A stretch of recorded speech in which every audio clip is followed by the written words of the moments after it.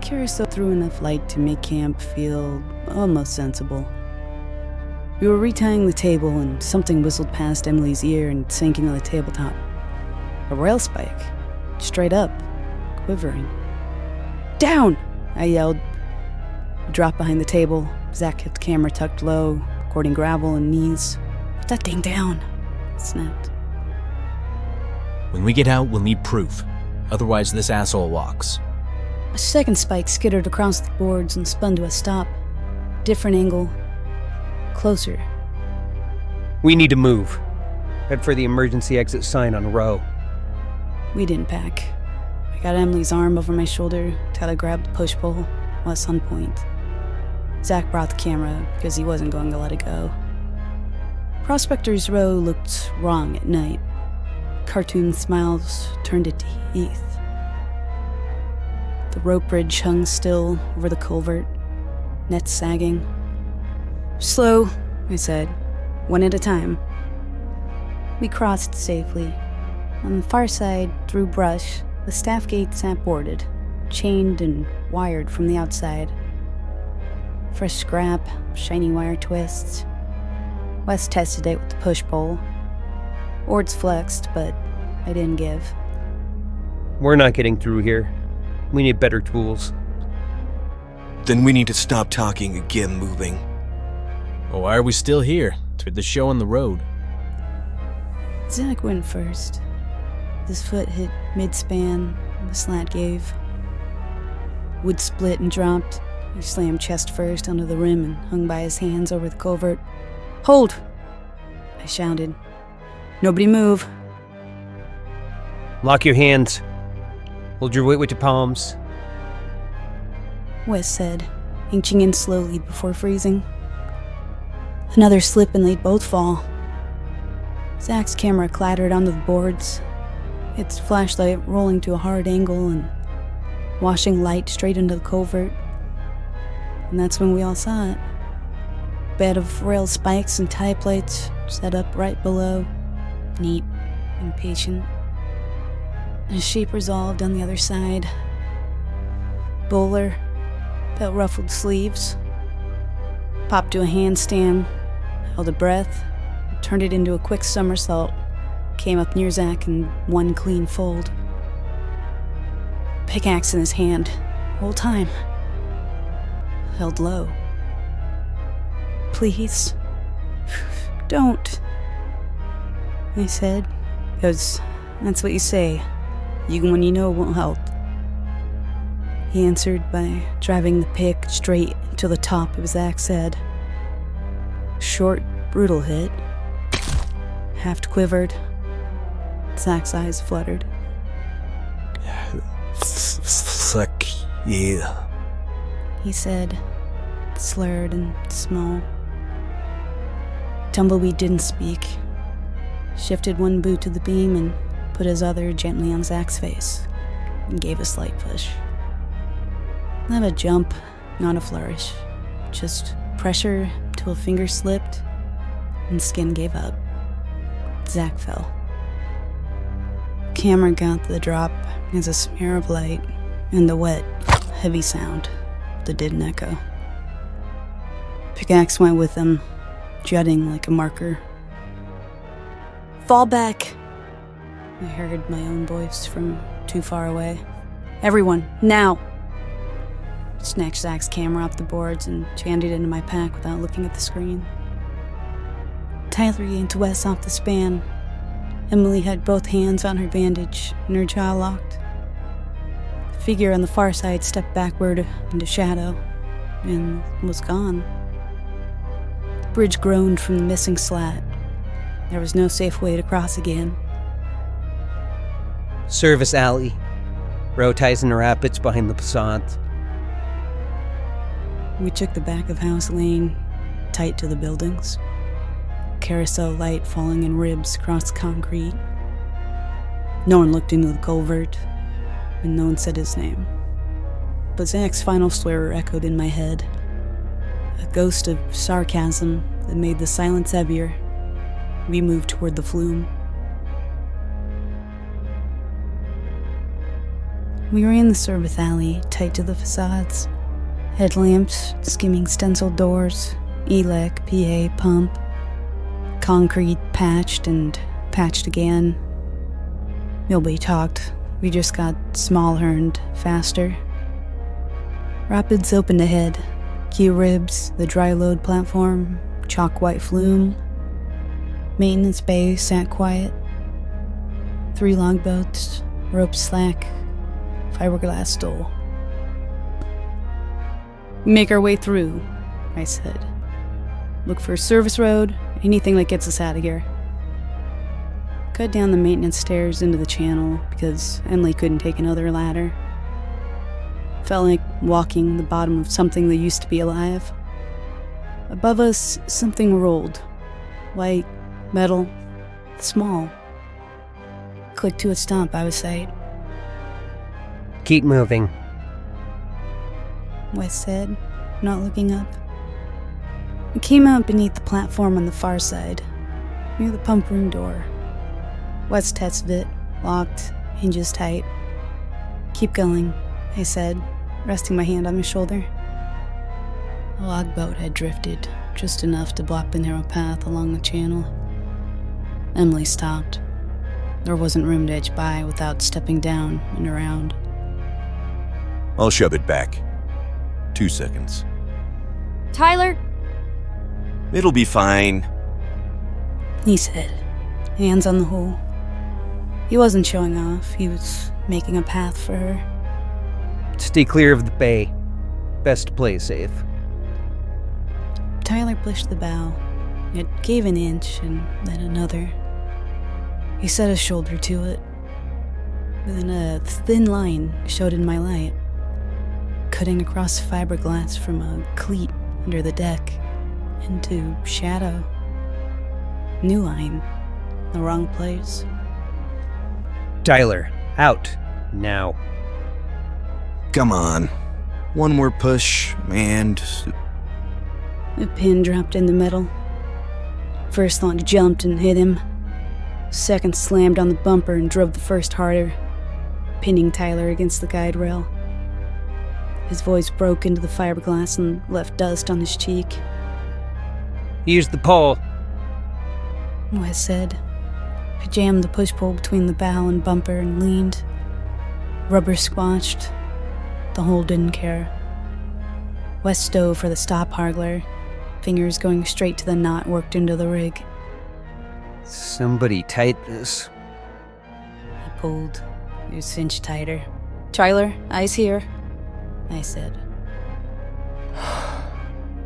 He breathed, looking at me but not really seeing. On 3. Cast pry. I'll pull the knock slack. 3, I said and leaned. Hull bowed into a tired arc. The hole gave a fraction and then took it back. Again? Wes said through his teeth. We tried again. The knot twitched like someone testing a fishing line from the dark under the deck, but it didn't loosen. Cass? We can't free him. Keep going. Just keep going. Shut up, I said, because anger was easier than fear. Wes changed angles, jammed his shoulder into the bow and tore the line with his nails. Skin split, not held.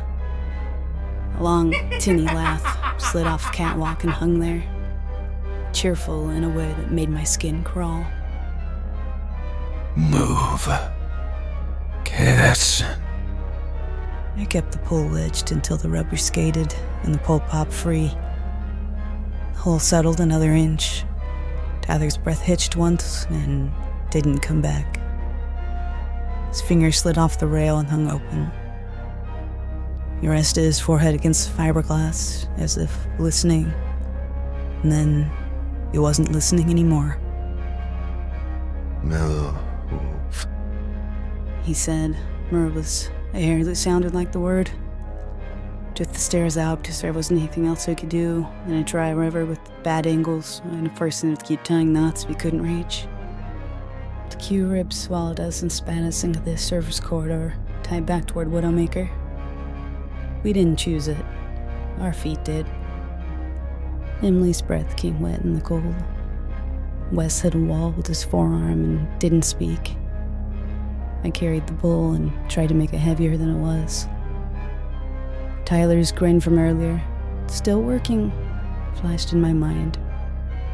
A reminder that his quiet strength had bought us nothing but more running. Motor room, shelter, and tools. Wes said, finding his voice. We took the canyon path toward Widowmaker and away from our fallen friends. We took the canyon path into Widowmaker's gut and shouldered through the motorroom door. Wes slid the hasp, shoved a crate of brake shoes against it, then another. Sheet metal walls breathed cold back at us. Low beams, I said. Headlamps went to half. I set Zach's camera on the shelf and let it roll. The room was tight. Gearbox on blocks. Belt guards like rib cages. A no-stained bench. Wes moved quick, talking so we could track him. Long wrench. He said, handing me a track spanner. 3 feet of leverage. Come along, hand winch with hooks and a ratchet. He clipped its hook into the short chain and clicked it once, so we heard the pawl work. 2 wedges. Emily found a crusted tray, brown antiseptic, tape, butterfly closures, cleaned her calf without commentary. This gets us a shot at the fence. Wrap the post with chain, pull to a solid anchor, hold with wedges if it moves. Something tapped the roof. Once, twice. Sure didn't sound like wind. We froze. Ulk at the exterior station door slid. Someone had thrown it from the other side. Wes eased the motorroom door a finger's width. On the inside jam, a fresh white palm print. Smooth pads, chalk dust and millenniums. He'd been here before we even stacked the crates. I shut the door again and breathed once through his nose, like he tasted metal. 90 seconds. We grab the bottle jack at the brake run and come back. And Zach would have called us a tool around, some dumb pun. Can't let his footage go to waste. We took the short station stair up onto the evac catwalk. Wes first, Emily inside the rail, me last with the push-pull as the standoff. The station dropped away under us. Middle took her weight and remembered it. At the brake run, the bottle jack sat with 2 crib blocks, laid out too neat. Wes checked the saddle and release, pocketed the pin, stuffed the lot into the duffel with the winching wedges. Her throat spike punched into the stair grating at the far end of the catwalk. I railed back down, stepped there, quivering. Not a warning shot. He was letting us know he cut us off. Stairs are blocked, I said. Ladder, now. Stay tight. On the far evac ladder down off the catwalk, Wes stopped and pointed. The last round wore a loop of fresh rope like a snare. He cut it with his multi-tool and let the ends drop. We climbed down the ladder to the station deck, crossed 3 paces, slipped into the loader room, and reset the crates. I packed the Camel hung, spanner, jack, wedges, and chaining into one duffel. I could barely feel the weight of it all. I was carrying too much else to notice it. The new sound started at the door, light metal ticking. Regular, higher than a latch. Wes put his headlamp close to the hinges and swore under his breath. Hinge pins were lifting, just a hair at a time, as if someone outside was working them up with a nail in patience. He'll have us open sooner, not later. On the wall, a bubbled laminate park map showed Prospector's Descent, mine walkthrough, boxed off near row with pencil line to staff access. I'd seen the door earlier and kept walking. There's a service corridor off the station deck to Descent. Cut behind the station, then down. We killed the bench-leg, shouldered the duffel, and took the corridor. At the first turn, a stenciled little door read, Mine Stemmel Access, Staff Only. Locked. We kept moving, aiming for the descent facade we passed before. Behind us, the hinge ticking kept patient time. Handle turned once, gentle. He didn't look back. We cut the station deck to the service hall and followed stenciled arrows that didn't match anymore. Prospector's descent to the sod found us before we found it. Fake mine mouth and painted timber with a chain across the entry, then a sudden cracked placard. Mine walkthrough. Watch your head. Wes lifted the chain with the spanner for leverage, and I shouldered the door. It gave an inch, then two, and we slid through.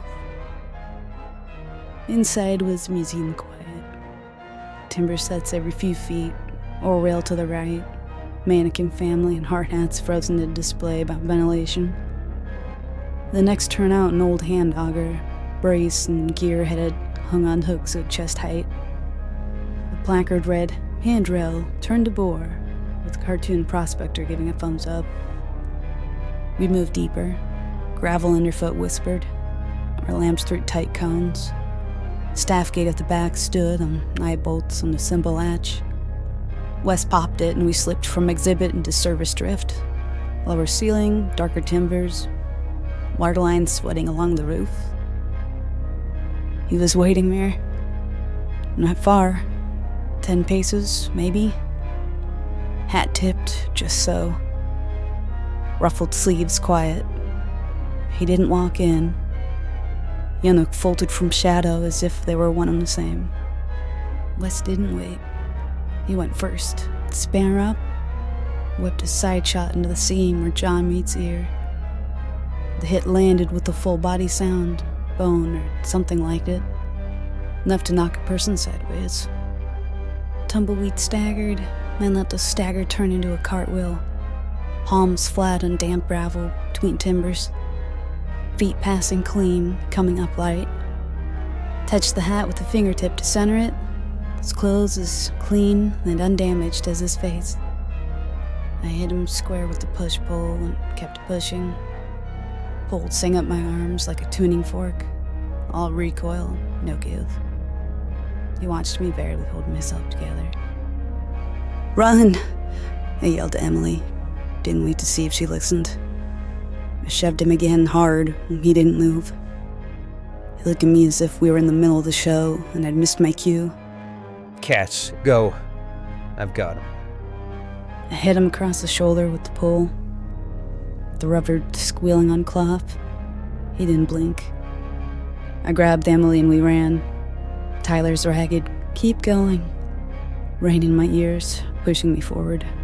We owed him that much. The spanner felt good in my hand. Weight forward, edge out.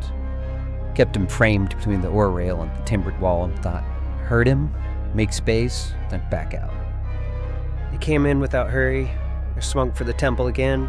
I caught my forearm and rolled it wide like he'd rehearsed it 1,000 times. The grip was wrong, too calm, too sure. I shoved, he let me, and then he was close with no steps in between. Chain kissed my ribs, I didn't see him take it, it was just there. Looped around my torso on the rail, the hook biting itself. He pulled once, no strain on his face. My breath shortened by an inch. I tried to wrench free. He yanked a hand auger up its hooks, brace gearhead long bit, and one casual pull. I got the spanner up and put every bit of my strength into his neck seam again. He flinched, my breath a stagger, and then reset like I hadn't done it. Close clean, no blood.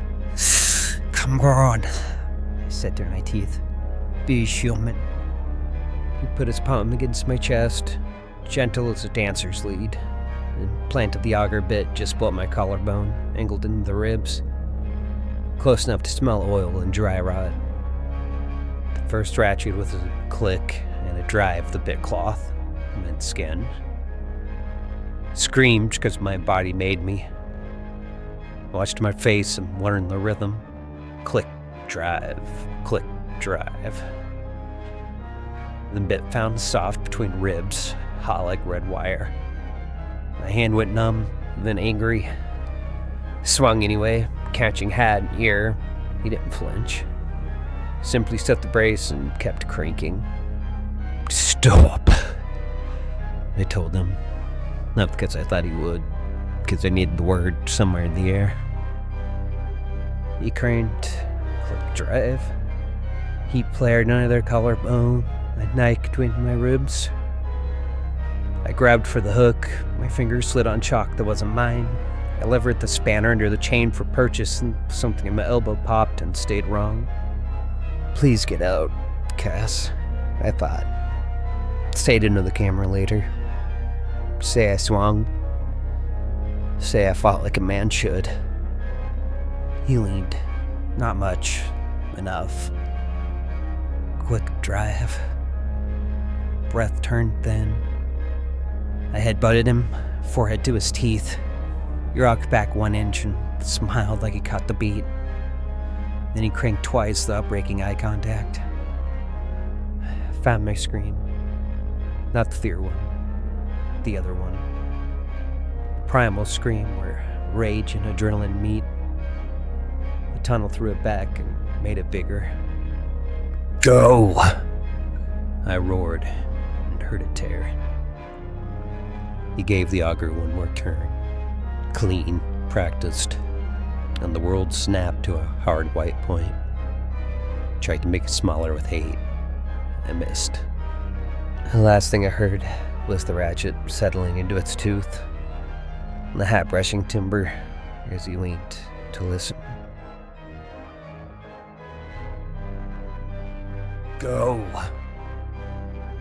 Watched the shout chase itself down the timbers, then to dust. Emily's breath caught. Mine did too. The tour drift blinked sickly, the amber bulbs along the faux balls. Flicker, flicker, like a dying fish. We ran under them, cut the staff gate, and the light dropped out in one breath. Thumbed my headlamp, blow. Emily's beam went tight to the floor to watch her footing. We stayed on the left wall. The tunnel forked, painted arrows argued.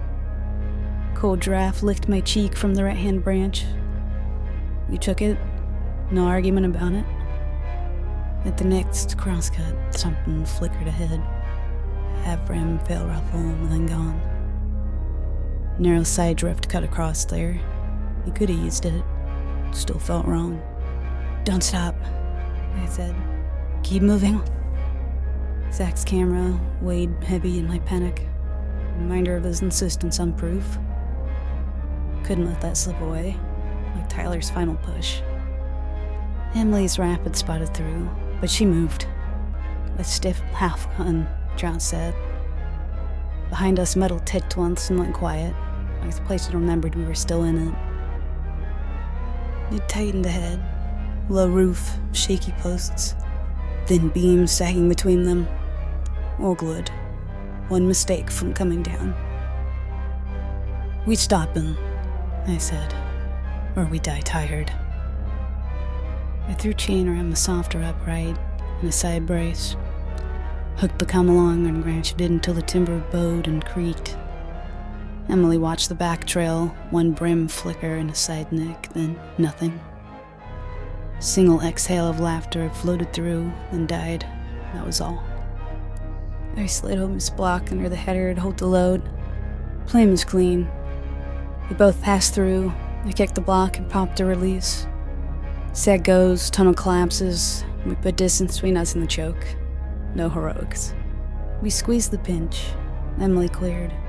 I stepped to follow. Norm came from behind, closing my collar. Effortless. No yank, no show, just a hold. Like a dog at the end of its chain. Cass! Run, I told her. Don't look back. He didn't drag me. He didn't need to. He just kept me where he wanted me, weightless in his hand. Like gravity was for other people. I gave the come along one last click. Wood complained. I sent my boot to the wedge. He leaned close enough that I could smell chalk and hold paint under his clean clothes. I then passed the torch, just seized the moment. "Try me," I said. "Take you with me, you son of a bitch." I kicked, slapped the release, shoved the chain. Timbers let go. A deep wooden groan, a rush like the hill exhaling through my ribs. Dust blew forward and knocked Emily off her feet. The opening filled. No! Cass! Her shout was the last clear shape. Then wait, and then dark. And in the sliver before everything went to noise, a cool draft on my cheek kept calling to me. I sent it her way without words, then held him fast while the roof came down. Cass! My voice cracked, and the dust took to rest. The tunnel in front of me was a throat full of grit and splinters. Pushed up anyway, because that's what she would have said. Move. What all of them would have said. Zach with the quip, Tyler with quiet resolve, Wes with a plan. Their absences burned like my calf, but I carried them forward. Headlamp to a sliver, hand on the right wall. The floor sloped a little, water sliding past my wrists in a thin run. Tour lights were gone, just my beam in the dark waiting. The air told me where to go. A steady, cool draft pulled from low on the left. Felt like space, no dead end. Slid into that cut and let it pull me. Somewhere back in the dark, metal brushed metal. One small kiss and then nothing. Keep moving, I said out loud, because saying it made my feet listen. The tunnel opened into a low room with a shallow sump. 2 inches of black water, a rusted pump stump, 2 ways out. One was a ladder with 3 rungs I didn't trust, up to a barred grate. The other was a drainage tunnel, low, wet, tightening toward the hill. Water ran out that way in a shallow ribbon. I tested my leg. It barked, but it held. The ladder looked like it would fold if I breathed on it. The crawl was ugly, but honest. I went down on my belly and slid my headlamp to the strap in my wrist, so I could live in front of me.